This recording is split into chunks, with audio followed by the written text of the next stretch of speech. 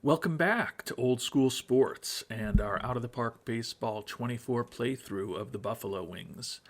And we are still at the start of the 2043 to 44 offseason, but we have done a little bit since our last episode. In this episode, we will focus on a review of our farm system, some of the other top prospects in baseball, as well as some of our former players.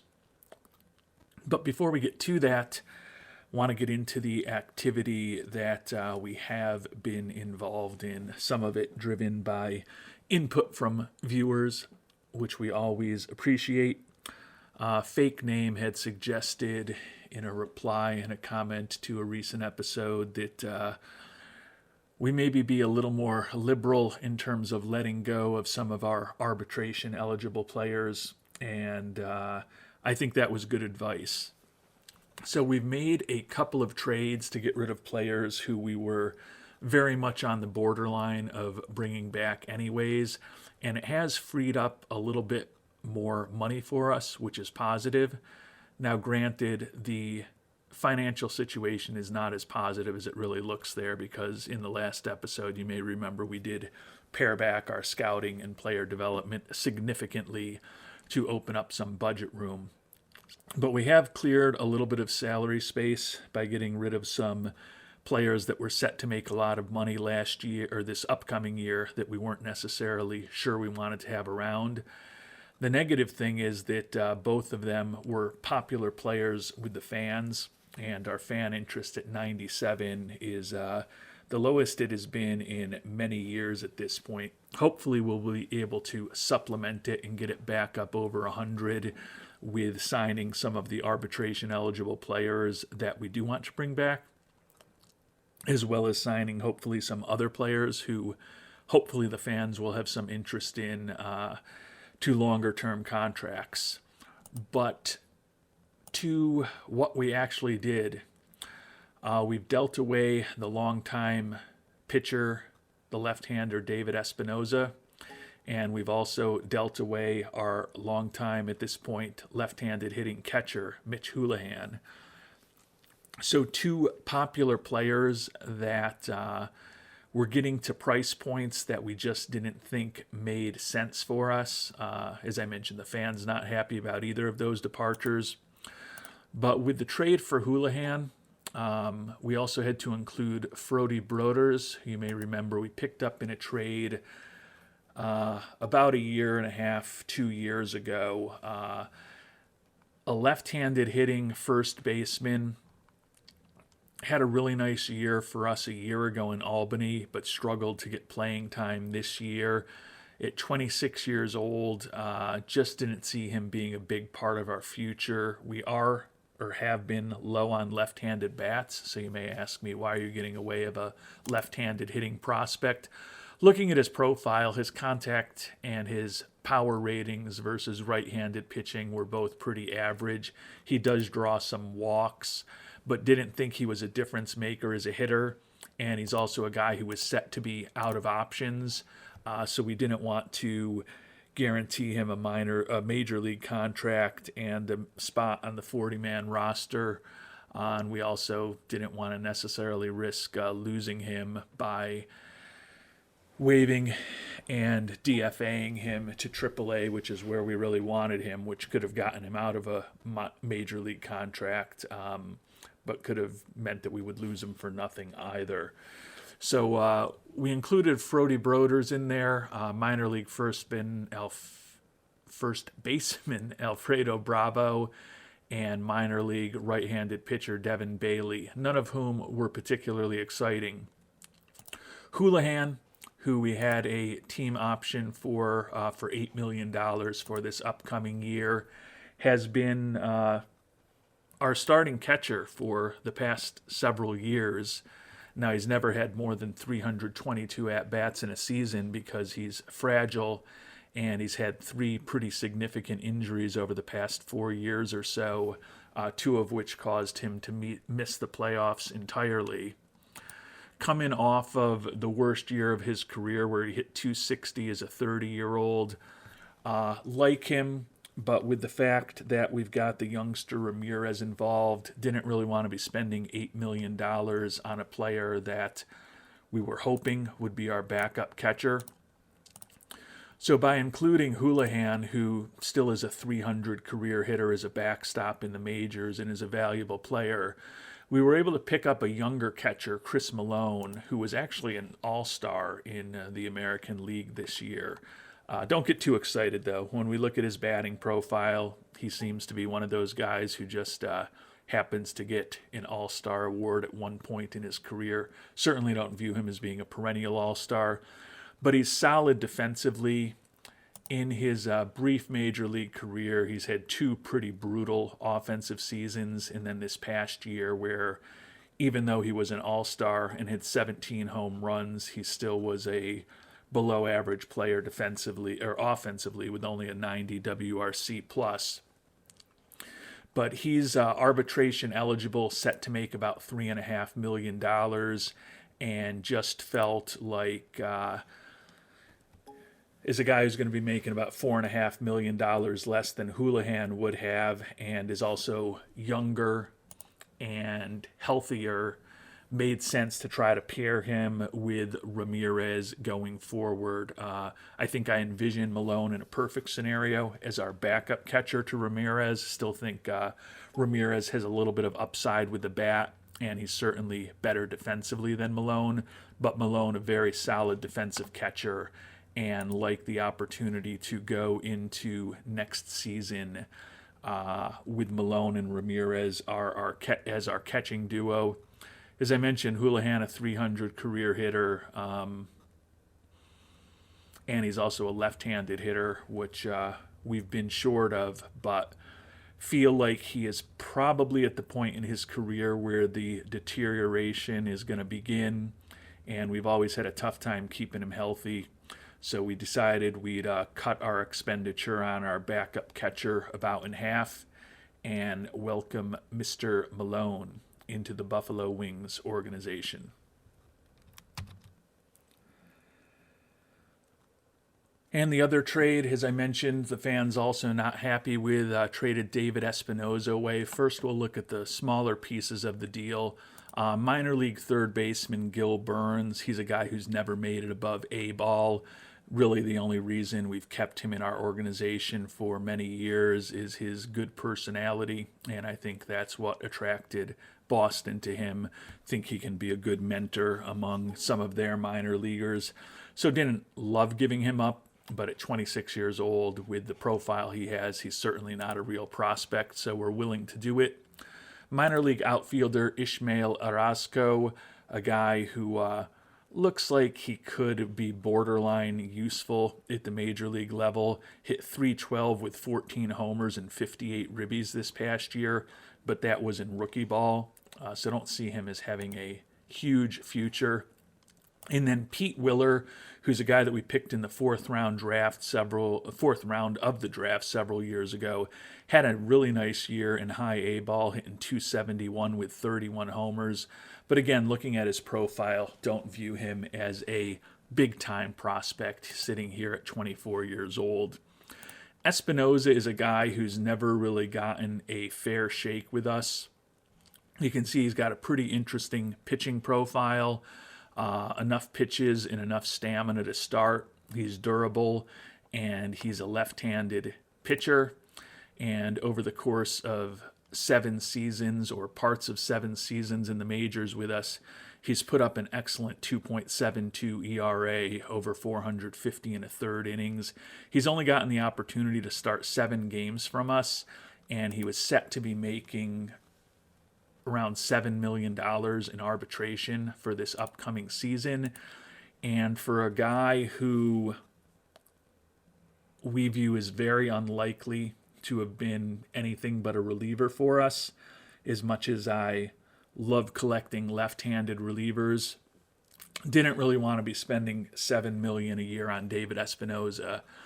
And when the Red Sox valued him pretty highly, we were able to make an acquisition for a young left fielder, Tim Boston. And I do feel bad taking a guy named Tim Boston away from the Boston Red Sox. But he does give us a left-handed bat, which we need to add to the team. I don't love that he's a very mediocre defensive outfielder. I don't love that he doesn't have a ton of speed, but I do like that he's 24 years old, less than a year of major league experience, making the major league minimum, and he is a potentially very good bat against right-handed pitching. I think he's clearly a platoon player. Don't see him playing against left-handed pitching, and I don't love the fact that he's not really good defensively and doesn't have a ton of speed. But in the small sample size of 300 major league at-bats over these past 2 years, he's done extremely well with Boston, putting up a 147 WRC plus. Definitely intend to use him as a platoon type guy, but feel like he is a very cost-effective bat who could help jumpstart our offense against right-handed pitching. And although Orozco and Willer have a little bit of potential, and it's conceivably possible that David Espinosa has a 15-win season as a left-handed starter for Buffalo or for Boston this year, we were never going to use him in a starting role. So the fact that we're able to get a good, young, team-controlled left-handed hitter for him is interesting to me. I did forget to mention we also had to include Kevin Hale, who is a guy that we signed as a minor league free agent. Or did we trade for him? How did we bring him on board? He was, okay, that's right. Kevin Hale was picked away from us in the Rule 5 draft, and then Cleveland returned him. 27-year-old, really good personality, and a good, solid left-handed reliever, but not a guy that I felt had a big future in our organization, was a pretty generic relief pitcher. So when they wanted to build around the couple of left-handed pitchers and we were able to get who we think is a good young left-handed hitter in return, we brought Boston on board. Again, I don't think he's perfect. I don't love his defense. I don't love his speed, but it looks like he can certainly hit against right-handed pitching, and that could result in Mr. Boston, having 450, 500 at-bats for us this upcoming season, and hopefully producing at a pretty high level for us. And with those moves of the trades of Houlihan and Espinosa, as I mentioned, we freed up a little more money in the budget, and we also angered the fans a bit, but gave ourselves somewhat more financial flexibility going forward, and also got the team to be a bit younger. So still exploring some of the other arbitration eligible players and what we want to do with them. I mentioned Malone was arbitration eligible, so we made an offer to him. Still figuring out what to do with Robbie Farrell. Still figuring out what to do with Mike Whitehead. I know the suggestion has been to move on from him as well. Not 100% sure what to do with that. So we're waiting to hear on a number of players we made offers to in arbitration, as well as the offers we made to pending free agents Luis Comaduran and Nate Ruckel. What we end up doing or not doing with Joe Scott and Juan Romero is still up in the air. And the second comment, or actually comments that we're going to also talk about before we get going in the episode too deeply, relate to our former starter, current stopper, Freud Oair. Dralix made the point to probably not push him quite as hard and rest him when he's winded. So he may not pitch 91 games next year, may not give us 139 and a third innings, and may not lead the team in strikeouts as a reliever with 194, but probably can cut his innings down 20, 25 innings next year, get a better performance in those innings, and given that we've got a really good bullpen, maybe let some of the other guys who are only pitching 40, 50 innings get another 10, 15 innings of work each, and hopefully ultimately result in a better overall performance from our bullpen. So I think that suggestion made a lot of sense.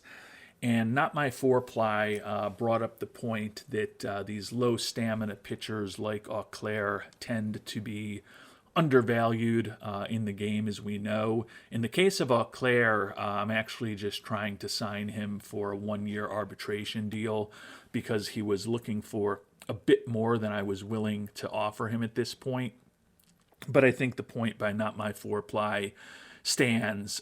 So what we're going to do and what we have done is kind of search for players who look roughly like Eau Claire and just see exactly what they're getting paid in the game. Is there a good discount on these players with incredible stuff but very low stamina? I don't think we're going to find, and I know we're not going to find because I've already done this, players who have quite the exact profile of Eau Claire. So I'm going to tamp down the stuff to 75 and the movement to 65 just to give us a little bit bigger of a universe of guys to talk about as potential comps in this world for Eau Claire.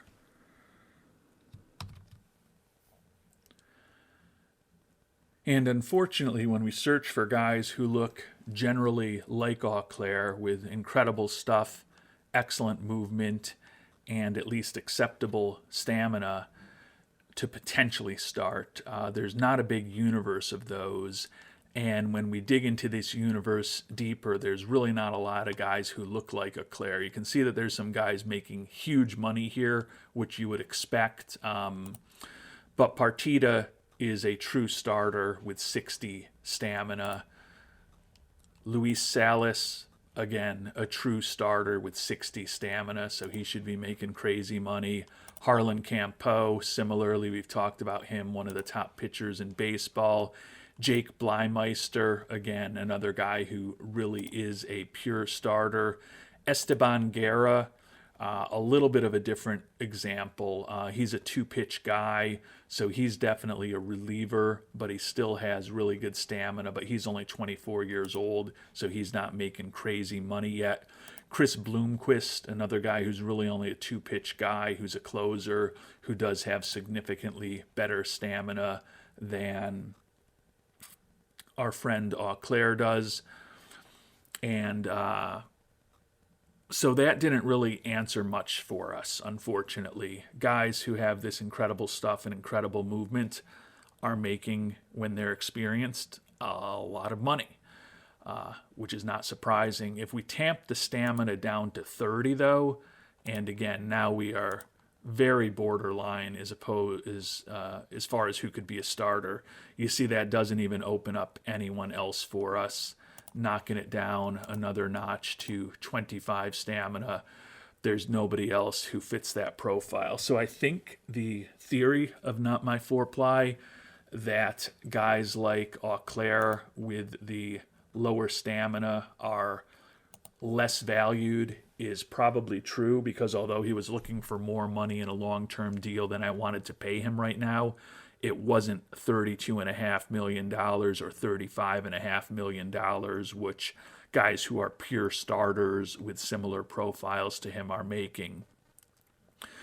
Once he hopefully does sign his one-year extension with us and we're able to avoid arbitration with him, in an upcoming episode, I'll spend a little more time taking a look at exactly what he's looking for in terms of a long-term contract. Apologies that we couldn't really find a good answer to that, because we just don't have good comps in this game who have similar enough profiles to Eau Claire to maybe answer that question, or at the very least illuminate our thoughts around that interesting question. And with those transactions made and some comments from viewers whose feedback is always helpful discussed, time to kind of move into the meat of the episode. And the first thing we'll do is do our annual review of our top prospects. You can see we still have a middling minor league system ranked 15th overall. Given that we've typically been picking 30th in the draft for over a decade, I don't think that's a bad spot for us to be in. And you can see here we do have 6 top 100 prospects at this point, led by Juan Toledo. Finally got out of rookie ball this year. He's 21 years old now. Big-time international free agent signing from over 4 years ago. Still viewed as the number 19 prospect in baseball.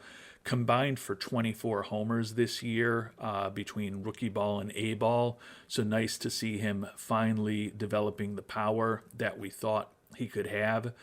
The concern is he still struggles mightily to make contact. 114 combined strikeouts in those lower levels of the minors in only 232 at-bats. So while we're glad to see his bat coming along, his potential value is always going to be limited if he's a guy who's striking out 200 plus times in the major leagues. That said, does seem to be making some progress. Hopefully we can keep him healthy the next couple of years, and maybe by late in 2045 he could be a potential September call-up from us. Left-handed hitter with clearly excellent potential power, could be an important asset for us going forward. Ezekiel Salazar, international free agent signing from 2042, number 58 prospect in baseball, hit .230 with 10 homers and 43 ribbies in his introduction to pro ball this past year, turned 18 right at the end of the DSL season.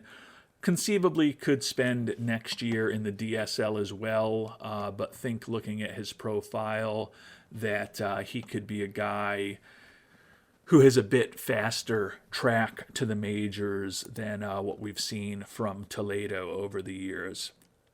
Solano Toselli, 23-year-old, another international free agent signing, number 64 prospect in baseball. Unfortunately, he's fragile in terms of his injury proneness. Missed a lot of time this year with an injury. Was 3-3 with a 4.56 ERA for AA Utica. Hopefully we can keep him healthy. The left-hander does look like he could be a useful major league starter down the line. The goal is to just keep the young left-hander healthy. Throws in the high 90s. He's almost 24 years old.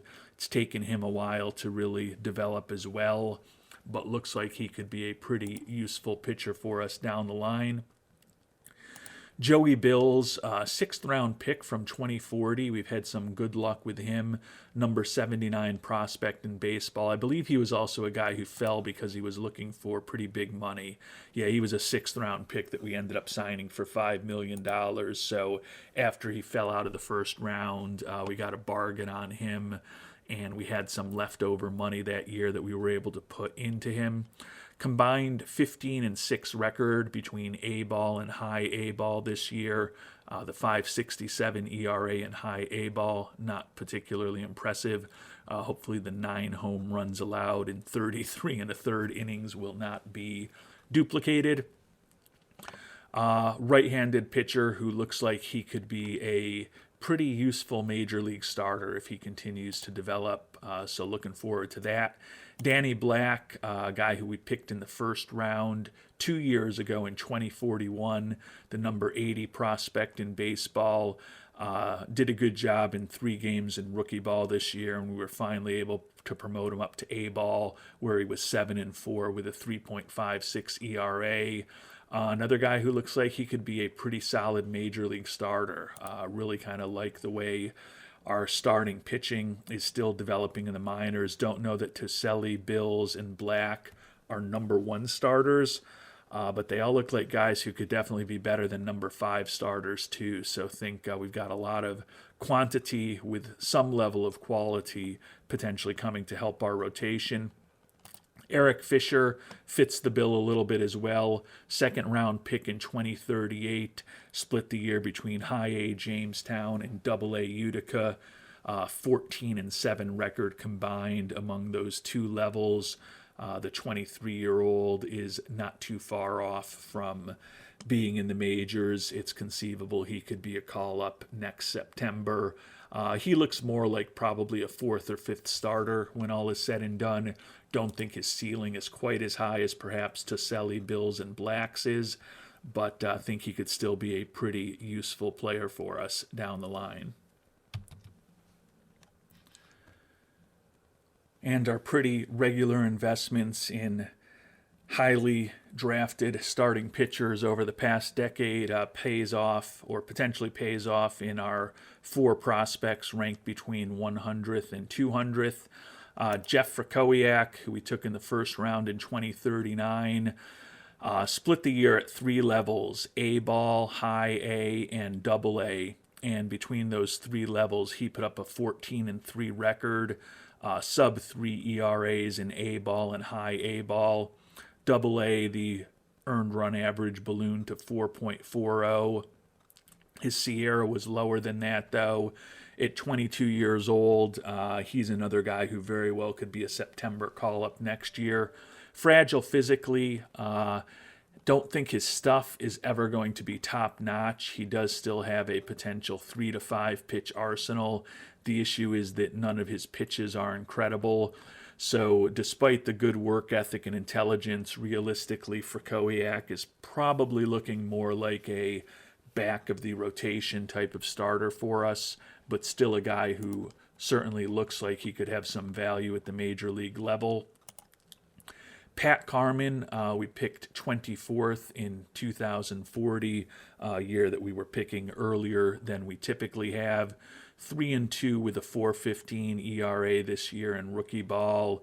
The left-handed pitcher has not developed incredibly quickly. Probably going to need to promote him to A-ball next year. Similar to Freud, his stuff just not necessarily incredibly impressive. Looks like he's likely a back of the rotation guy when all is said and done. And then Jim Coles, first round pick from 2041, split the year between AA Utica and AAA Albany. Like some of these other guys, pretty impressive 1-loss record on the year of 17-3 between those 2 levels. He is the closest to Major League ready. Certainly probably will be competing for a spot on our pitching staff next year.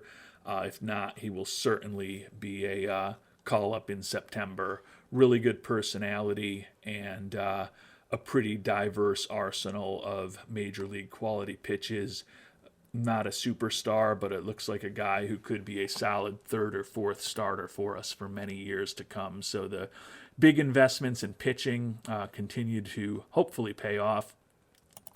Danny Ferguson, our first-round pick from this past year, we talked about him in the last episode, combined for 39 homers this year between AA, AAA, and the majors, and he looks like he will be on the major league team next year. You can see some of the other top prospects in our system who aren't rated as highly. A couple that we'll check in on. John Wisniewski, you may remember him, a left-handed reliever who we picked in the first round a couple years ago. We have been starting him just to get him more innings pitched.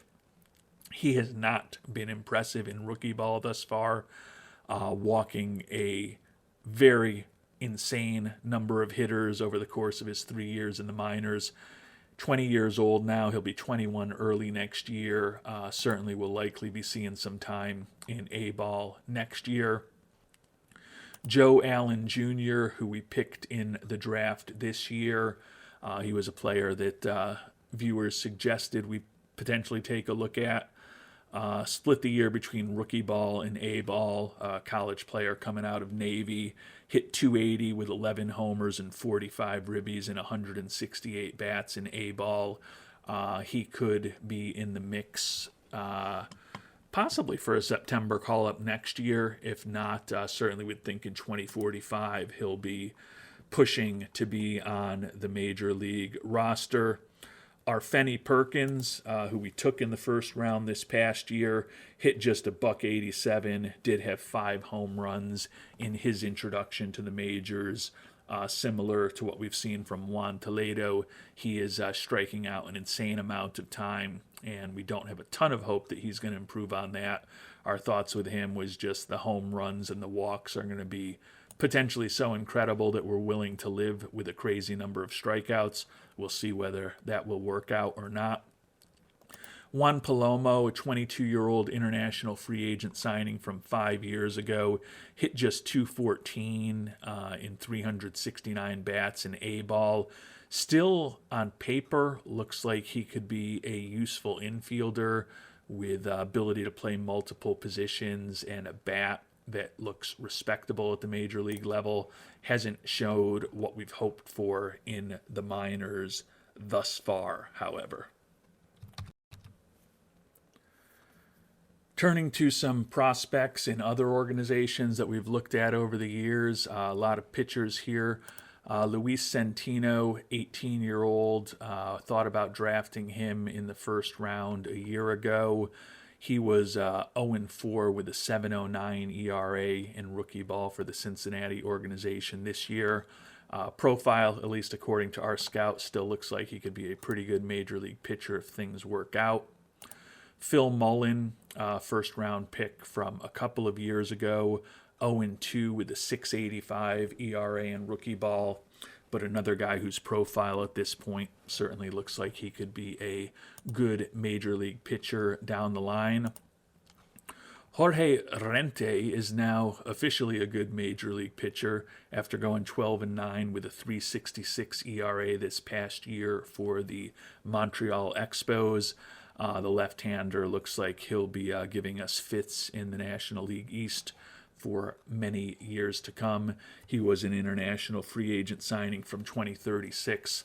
Looked like a big-time prospect at the time, and certainly is. Mike James is a guy we thought about drafting a year ago as a great defensive player who could also pitch. Question whether he's really going to be a major league quality pitcher at this point. Did split the year between A-ball and high A-ball. He was respectable at both levels. Looking at his rating, still think he is an interesting player defensively. Don't think he's a major league hitter. I think it would have been interesting to try to see if there was a use on a major league team for a guy who's a reliever and a defensive substitute. But given that he's almost 25 years old, whether or not he's the guy that we could actually experiment with on that is definitely uncertain. Ernesto Zambrana, 22-year-old, finally made his major league debut this year. Was pretty impressive in the small sample size of 8 innings pitched for the Reds organization. Another big-time international free agent signing. You can see he has a potentially devastating arsenal of 4 borderline world-class pitches if he completely develops. Don't know how his control is going to turn out, but with that arsenal of pitches, that durability, it may not matter. He's the number 7 prospect in all of baseball. And Frank Ramos, a left-handed reliever we looked at a couple years ago, 3 years ago, I guess, in the draft, has developed into a very good major league reliever, an excellent major league reliever, honestly, with the Marlins. Unfortunately, he is out. Probably going to miss a good chunk of spring training next year with a partially torn UCL. Fortunately for Miami, didn't happen until October 1st, so he didn't really miss much of the season. We'll see what he looks like on the other side of that injury. Left fielder Luis Zapata, first-round pick in 2040, potential two-way player, has not gotten a ton of opportunity to pitch in rookie ball. Only one of his 3 seasons or one of his 4 seasons that he's been in organized baseball because he missed an entire year due to injury. Did he pitch over 5 innings? Also question how much his bat is really going to develop at this point. He is, at this point, 352 career hitter. Yeah, well, that's because that includes his high school level. Let's just look at his performance in the rookie league, and he's been a 233 career hitter, over 266 at-bats. So still arguably a guy who could be a useful major league bat, like his speed, and he still looks like he could be a very borderline major league arm. Don't view this two-way player as a particularly compelling prospect at this point. Think he's a little more interesting as a outfielder than as a pitcher at this point, but he's 22 years old. He's fragile physically, and he hasn't made it out of rookie ball yet. So also don't know that he's been managed the best by the Tigers organization. And we've also got some batters to look at among the former prospects. We've already talked about James and Zapata, the potential two-way guys. Pat Moody was the third pick overall in 2041. We looked at him coming out of Texas.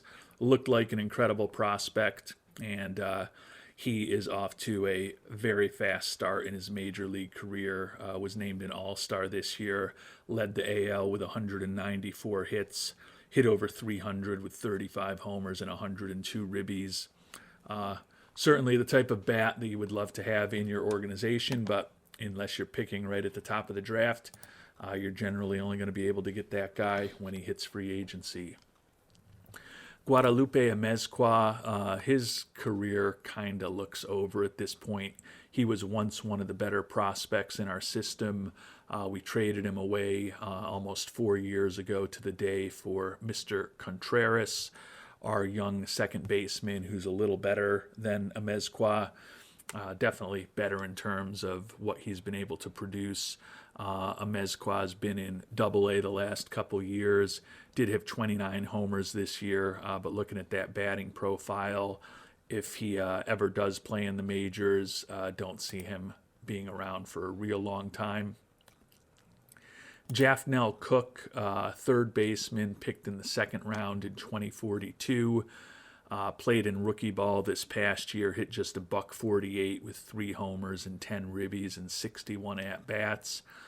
Still looks like he could be a useful player according to our scout. Hopefully he'll get a little more time and playing time to develop in the Atlanta organization. And then Mike Yockey, a shortstop who we thought about drafting, ended up going back into the draft. Played this year for Long Beach State, where he hit .311 with 15 homers. Not sure whether or not Yockey will be back in the draft this upcoming year, or he'll wait another couple years before re-entering the draft, but probably a guy that we will be seeing again in the future, and think he is going to get drafted and ultimately sign with somebody at some point. And last but not least, we'll check in on a few of our former players. Juan Estrada, our former two-way star, 9-12 with a 3.59 ERA for Texas this year. So put up a WAR of 3.7, did a nice job on the mound. Taking a look at him at the plate, 253 average. Did have 37 doubles. He's always been really good at using his speed to generate extra base hits, particularly doubles. Has never been incredibly proficient on the base paths despite decent speed, but still a 105 WRC plus this year. A nice season for Mr. Estrada. Alexis Mendoza, who we moved on from this past season, 11-14 with a 4.16 ERA for San Francisco. He's making over $20 million a year now with the pipeline of pitchers we have and we have coming that we talked about earlier. Felt like we could move on from Mr. Mendoza. Ali Ostendorf, 6-17 record, led the National League with those 17 losses, 5.22 ERA. Still has the profile of a pretty useful major league pitcher, but probably has not developed into as big a star as we hoped he might when we picked him number 2 overall many years ago. I think he's led the National League in losses maybe 3 times at this point. Only twice. He's had 17 losses 3 times. but those were league-leading numbers of losses only twice in his career. Pretty much been, by definition, a league average pitcher over the course of his career. Over 1,700 innings with a 99 ERA plus and a 100 FIP minus. So Ostendorf's claim to fame is he is perhaps the most average pitcher in Major League history. Drake Pervis, 37 years old, looks like he's now a closer in Oklahoma City. Looking at his profile, don't think he will be likely to play in the majors again. A little surprised he didn't retire after this year. We can probably take him off of the list of guys that we look at. I will do that right now as we're talking about him. Jorge Barros, the young catcher we traded away a couple of years ago, had another solid season for Philadelphia, 117 WRC plus. He's kind of alternated between mediocre offensive seasons and pretty darn good offensive seasons. We weren't in love with him because of his average defense, but certainly knew that he would have potentially that incredible ability to draw walks.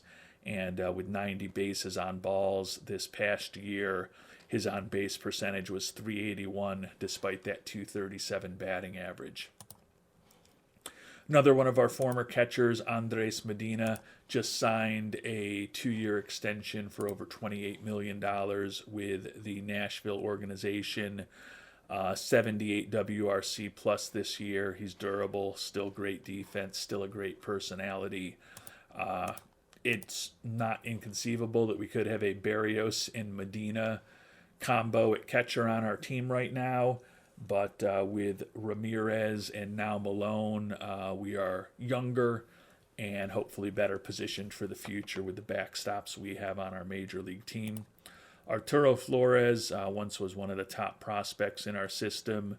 247 average, 29 homers, 81 ribbies for the Angels organization, 114 WRC plus. I believe that's one of the best numbers in his career. But still put up only a 1.4 WAR given his defensive limitations. Joe Edwards, longtime infielder for us, 200 average with 26 homers and 55 ribbies while walking 79 times for the Red Sox, 113 WRC plus.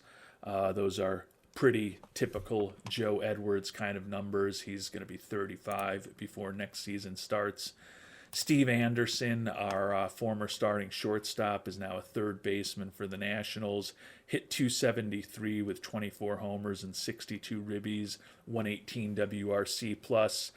He's another guy that we liked, just kind of priced himself out of Buffalo, given that he's making over $20 million a year, similar to what I ended up having with the likes of Estrada and Mendoza, and even to an extent, Andres Medina and Edwards. We just made some decisions with guys when they were starting to make $15, $20 million a year to eventually move on. Joe Gallagher, Mr. Naven Johnson spent this year in AAA Albany with our organization, hit just a .172, did have 17 homers and 238 at-bats, but think his major league career may essentially be over. He'll be 31 shortly. Mike Hiner, former first-round draft pick of ours, had major league action with Boston and Miami this year. Combined for 5 homers and 25 ribbies in 169 at-bats between the two clubs. Looks like a 4th or 5th outfielder at this point. And last but not least, certainly not least, Shamar Mazara, Texas this year, hit .242, 20 homers and 65 ribbies as a 38-year-old. He's wrecked physically, 96 WRC plus, the lowest figure that he's put up in almost 15 years. Certainly looks like he is near the end of a borderline Hall of Fame career with a 287 career average, 481 homers, 1486 ribbies. Probably will ultimately be a Hall of Fame career, since he did win an AL MVP in Texas before he joined us and an NL MVP with us in 2035. He also, if he plays next year, will likely get to 500 home runs and will almost certainly get to 1,500 ribbies. He could also get to 2,500 hits if he plays every day. I think if he gets to those levels, it'll be hard to keep him out of the Hall of Fame with the fact that he's got MVP awards in both leagues and a boatload of all-star games and silver sluggers. So Jenneret, certainly not what he used to be, but you could say the same thing about a lot of us. And with that review complete, we will call it an episode. Next time we'll be back and we will finally get the clock moving on the off season. Hopefully we will figure out what to do with the last few players we have that are arbitration eligible or eligible for team options that we need to decide on. We'll discuss those things at the top of the next episode and then start moving through the award season and towards free agency.